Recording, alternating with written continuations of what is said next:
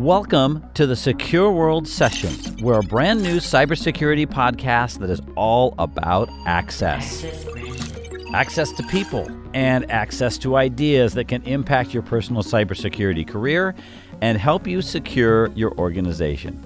Hi, my name is Bruce Sussman. I'm Director of Content at SecureWorld and your podcast host. And in today's session, we are opening the file on a controversial figure in cybersecurity. He has become very tight with prominent hackers who are responsible for hundreds of data breaches. One of the things, whenever we talk, frankly, he won't shut up about, is that how the CIA and the NSA tried to come after him, but they failed miserably, and because he's so smart and he operates on so many levels of operational security and blah, blah, blah, and he just won't stop talking about it. That is pen tester Vinny Troia, who just finished pounding the keyboard to publish his new book, Hunting Cybercriminals, where he offers us insight into the dark world of hacking, cybercrime, and threat intelligence. However, he has his critics. Brian Krebs called him out in 2018 after Troia posed as a hacker with data to sell on a dark web forum. I met Troia at SecureWorld St. Louis after he delivered a keynote that included a lot of four-letter words, but they weren't from him. They were part of anger-filled rants from hackers that he had received. Now, during our interview today, you'll hear about his conversations with hacking groups like Gnostic Players, NSFW, and the Dark Overlord. And in today's research note, we're going to share some research that reveals something else surprising about the dark web.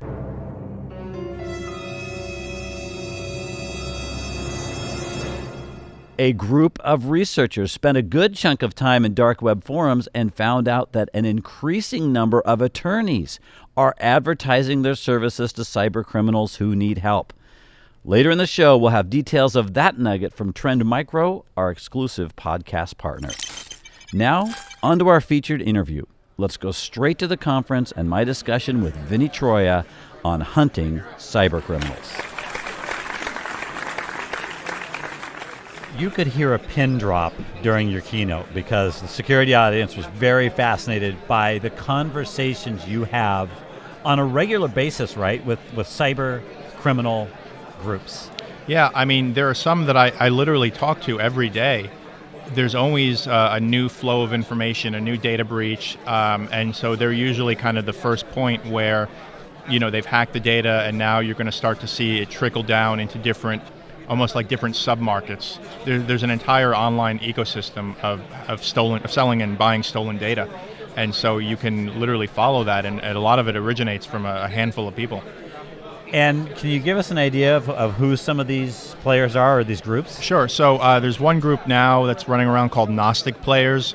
They're fairly new. They came into, or they announced themselves in the beginning of 2019. They've easily got 100 different sites under their belt, like MyFitnessPal, MyHeritage, InfoArmor. There's literally so many. And you've been able to communicate with them under an alias, is that right? I mean, give me an idea. So this is what you do, is you create these aliases and you form these connections with these cyber criminals? Basically, yeah. And so, we've developed a rapport. So, we can send data back and forth to each other, and it's... we just have a good flow of information. And, another person is this guy who goes by NSFW, which is short for Not Safe for Work. He's done a ton of really high-profile hacks, like Sephora lately. He did Flipboard, Poshmark. I mean, there's been so many. And he's super active. He's super skilled. And he's someone that I talk to all the time. And when you talk to them, I mean, is it totally like veiled, like you really have no idea who you're talking to? Oh, no. NSFW. Oh, well, NSFW knows exactly who I am because I announced myself to him. And so he knows he's talking to me. But I mean, he's, I mean, we've grown close, honestly. I mean, he's a nice guy. I mean, it sucks.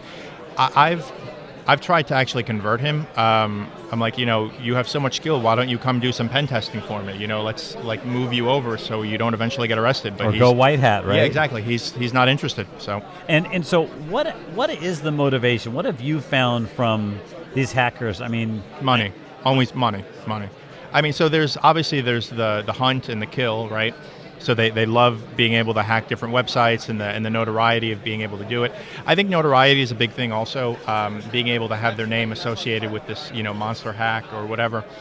But look, at the end of the day, they're looking for money.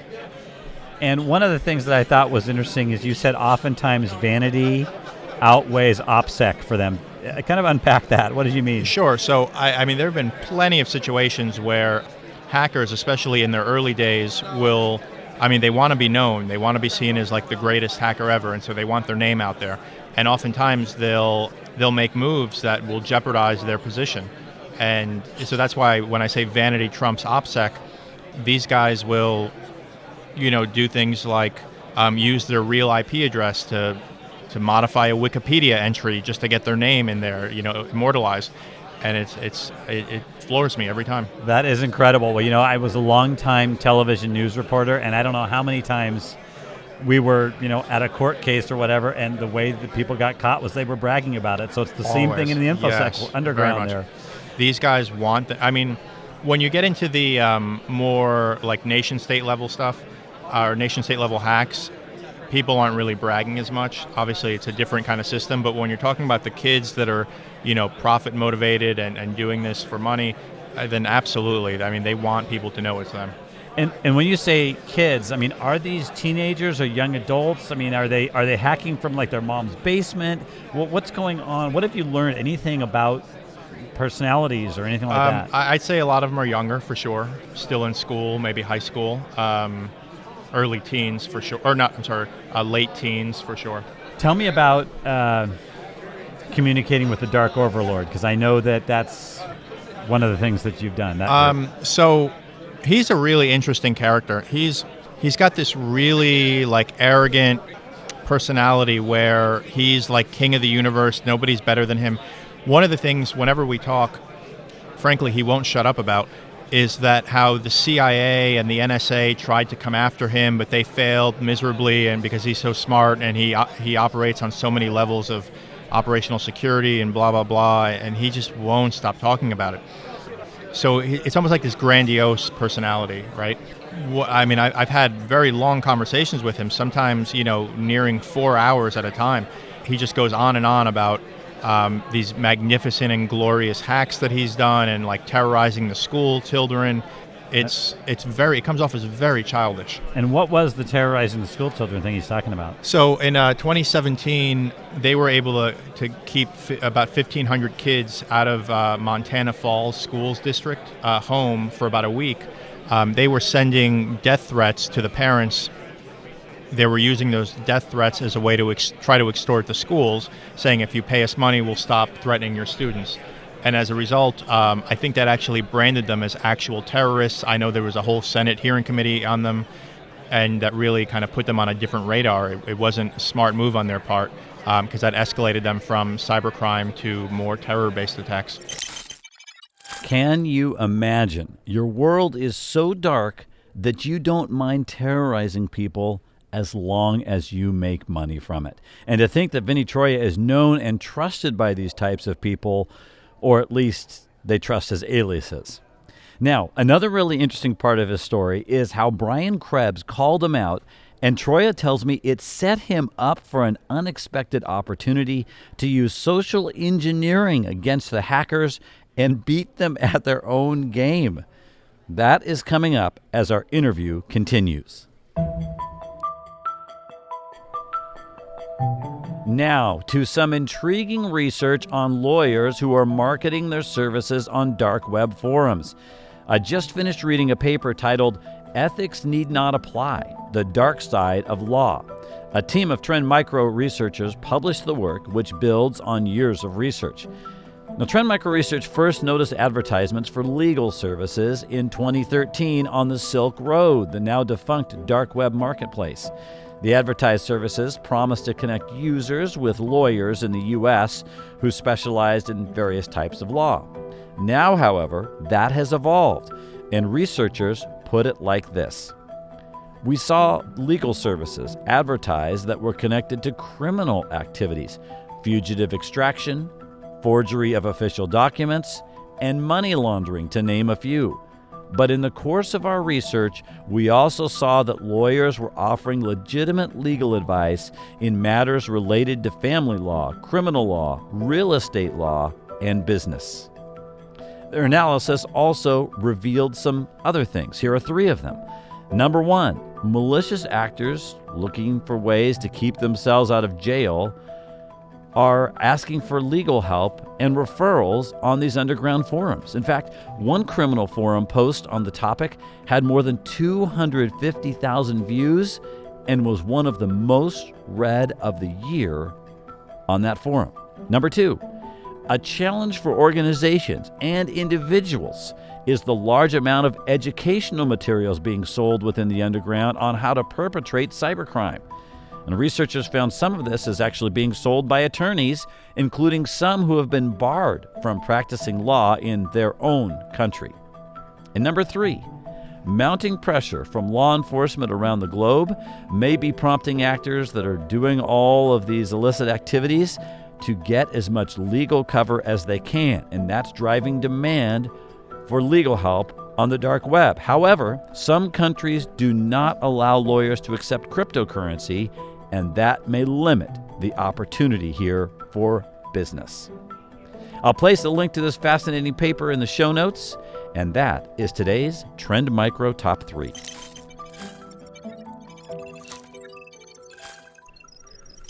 Now, let's get back to our interview with Vinny Troia at SecureWorld St. Louis. Brian Krebs is one of his critics and wrote a long post about Troia's willingness to pose as a hacker on dark web forums, a hacker who acts like he has compromised data to sell. Krebs even exposed one of Troia's aliases and asked, when security researchers pose as cyber crooks, who can tell the difference? But here's what's weird. This led to a big win for Troia, where he socially engineered some hackers. Let's go back to the conference as he explains the entire situation. Brian Krebs wrote this article about me, essentially exposing one of my online personas. Ignoring why he decided to write the article that day. Maybe he was in a bad mood. It sent the members of the Kick-Ass forum kind of reeling, and it started this contest where the admin said, he basically put a bounty on my website, and he said anyone who can hack the website, gets points, gets into our good graces. And so I used one of my aliases, and I hacked my own website. And so I changed one of the pages. I set up some fake panels for them to log into. I blocked known Tor traffic and VPN IPs. And so once they started logging in, I was able to get a pretty good idea of some of their legitimate IP addresses. So I don't appreciate Brian's article, but it actually did kind of work out in the long run. That is incredible. That's an amazing, silver lining kind of story. Exactly, right? Yeah. I'm wondering about the personas that you use. Obviously, I'm not going to ask you what they are, and you probably wouldn't tell me anyway. I'd probably have to go onto the underground to find it. But how do you keep from basically being found out? And what is the use of personas that you see on the underground? Different personas communicate with different people. I don't like to mix and match certain people that I'm talking to. Maybe I want one person in a group knowing that he's talking to one person, another that he's talking to another. It really kind of depends. Yeah, it really just kind of depends on the situation. And plus, I don't like to reuse the personas too often, because then, you start to leave a trail, and it's better to not. That makes sense. And you had told me before we started our interview that the hackers, they change aliases on a regular basis too, right? This is just part of the MO. Very much so. If you're friends with them, they'll say, they'll actually tell you, say, hey, I'm using this account now, blah, blah, blah.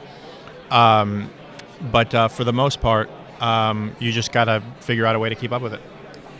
And then I was curious what you're seeing when you are, you're in the space, and like you said, there's a lot of grandiosity, in many cases bragging. What are the exploits that you can get a hold of, that hackers can get a hold of from each other right now? Well, I don't necessarily think that they're using exploits. I think it's more of misconfigurations and just leaked passwords. leaked passwords is like the big thing. So people are using, everybody reuses passwords. And so when you have a sysadmin who's got the same password on a few different sites, including GitHub, and now somebody uses that to get into their GitHub page, and then from there they're able to steal credentials to their AWS buckets. It's like a chain reaction.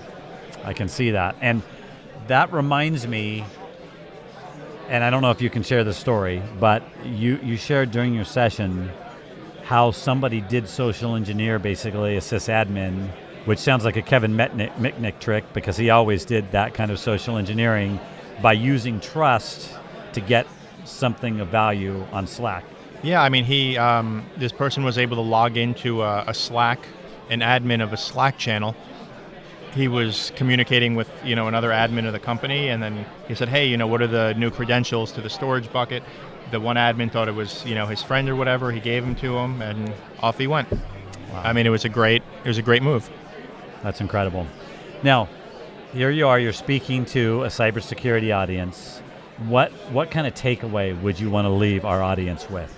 Stop reusing the same password everywhere. I mean, it's become literally the key to everything right now.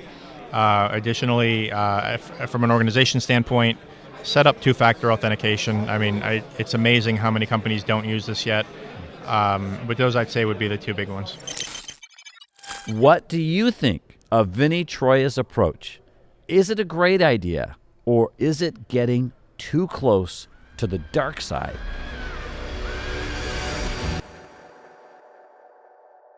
Drop us your opinion if you have a minute. Media@SecureWorldExpo.com. Media@SecureWorldExpo.com. I would love to know what you're thinking on this. Also, can I ask for another moment of help? Will you please rate or comment on the Secure World Sessions on the podcast platform that you're using? We're a new cybersecurity podcast, and this would really help spread the word. Now, let's talk about next time. We have an exclusive interview with Huawei Chief Security Officer Andy Purdy. Is China-based Huawei a 5G and supply chain security threat? Or is the company being demonized unfairly? Listen to what he has to say and reach your own conclusion. That's next time as we talk to Huawei's CSO. On behalf of the Secure World team, I'm Bruce Sussman, your host of the Secure World Sessions, and we'll catch up again on the next episode.